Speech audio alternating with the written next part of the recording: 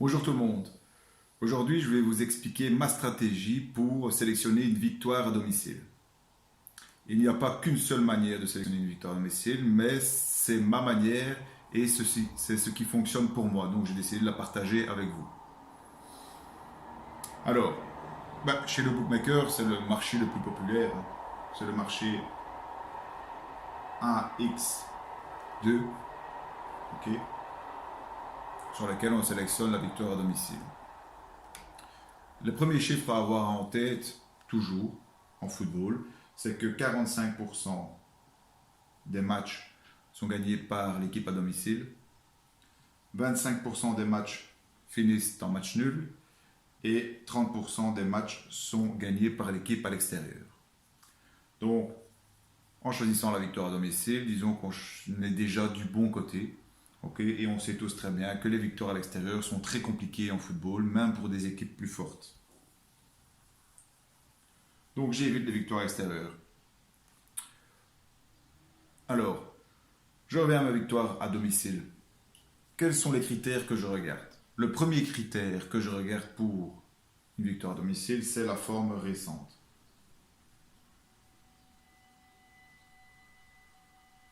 Ok. Quand je dis la forme récente, je regarde les 2 derniers matchs à domicile. Pas besoin d'aller regarder le 5e match à domicile, le 4e ou le 3e. Ce qui compte le plus pour la forme d'aujourd'hui, c'est vraiment les tout derniers matchs. Et quand je regarde ces 2 derniers matchs à domicile, il me faut 2 victoires de l'équipe à domicile. 1-2-1 par exemple et 3-2. Ok. Alors c'est vrai que c'est mieux d'utiliser un exemple. Donc dans mon exemple, en fait, je vais regarder par exemple Arsenal, c'est un exemple fictif, contre Tottenham.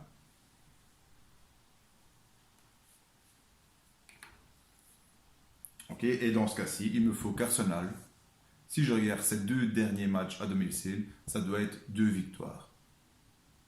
Ok. Si je n'ai pas 2 victoires dans les 2 derniers matchs à domicile de la part d'Arsenal, je ne regarde pas plus loin, j'arrête ma recherche. Deuxième chose, évidemment ce n'est pas assez. La deuxième chose à regarder, c'est les matchs d'Arsenal cette saison à domicile. Les matchs en général. Donc, pour cela, je regarde le tableau. Disons qu'Arsenal est 4e.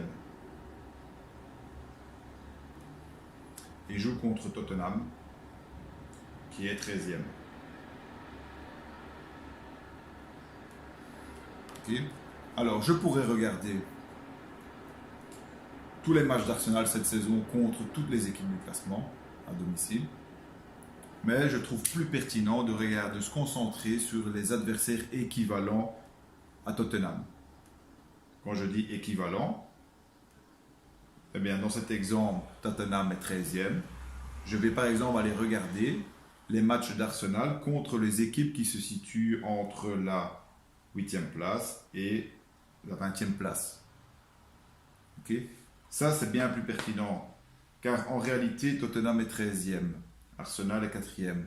Donc, l'influence, ou disons la donnée que j'ai de la rencontre entre Arsenal et le premier du classement ne reflète pas vraiment ce qu'Arsenal sera capable de faire contre Tottenham, qui est 13e. Donc, c'est bien plus pertinent de regarder des adversaires équivalents, okay, de même niveau que Tottenham. Je m'assure qu'Arsenal a gagné presque tous ses matchs contre des adversaires équivalents à Tottenham. Je peux accepter un match nul, 2 matchs nuls, mais il faut que presque tous les matchs soient gagnés de la part d'Arsenal. Si j'ai ça, eh bien, je vais encore une étape plus loin.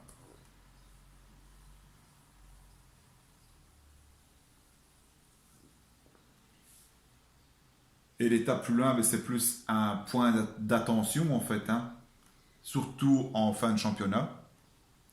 Je dois toujours m'assurer que l'équipe sur laquelle je mise doit gagner et l'envie de gagner, c'est-à-dire qu'il y a un enjeu.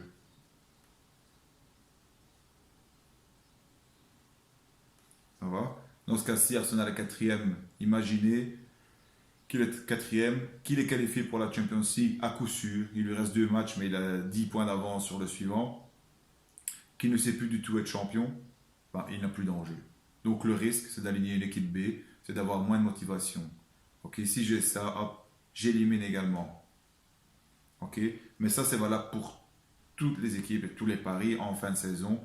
On s'assure toujours, donc quand il reste, disons, 4-5 matchs, on s'assure toujours que l'équipe sur laquelle on mise ait un réel enjeu. Ok. Et au final, ben, on ne peut jamais parler des statistiques sans parler des cotes, ok, puisqu'il doit toujours y avoir suffisamment de value dans la cote. Dernière chose, la cote, ok. Moi, si cette cote, donc, attention, toutes les statistiques dont j'ai parlé avant, tous les critères dont j'ai parlé avant sont validés, ok.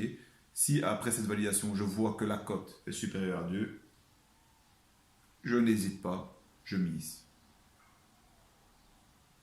Pourquoi? Ben parce qu'on a une équipe super en forme. Ok, on a une équipe qui a gagné tous ses matchs ou presque contre des adversaires équivalents.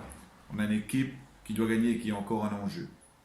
Ok, donc si on me fournit une cote supérieure à 2, j'estime que c'est un très bon prix. Ok, je ne réfléchis même pas, je mise. Je peux descendre jusqu'à 1,70. Dans quel cas? Ben, dans le cas où je remarque que Arsenal a gagné contre des adversaires équivalents à domicile, ok, mais a également gagné contre les adversaires bien plus forts. En fait, disons que Arsenal, dans ce cas-ci, a gagné dans presque tous ses matchs à domicile.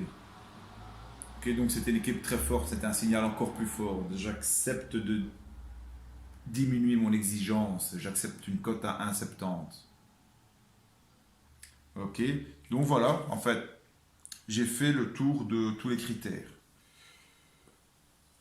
Vous pouvez poser vos questions en commentaire.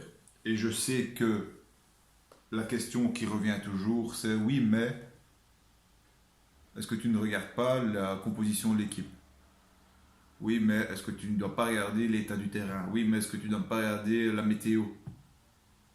Ben, je réponds à ça que au bout de l'année, ces facteurs n'ont pas d'influence. Donc sur un match, la composition d'équipe, oui, peut faire la différence. S'il manque une vedette, un attaquant de pointe qui marque beaucoup de buts, ok, ça peut faire la différence sur ce match-là.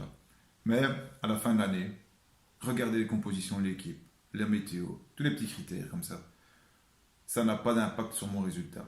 Donc je me contente des facteurs, on va dire, macroscopiques, et tout ce qui est détail, je mets de côté, car à la fin de l'année, ça n'a plus d'influence. Okay, ça n'a pas d'influence sur le long terme.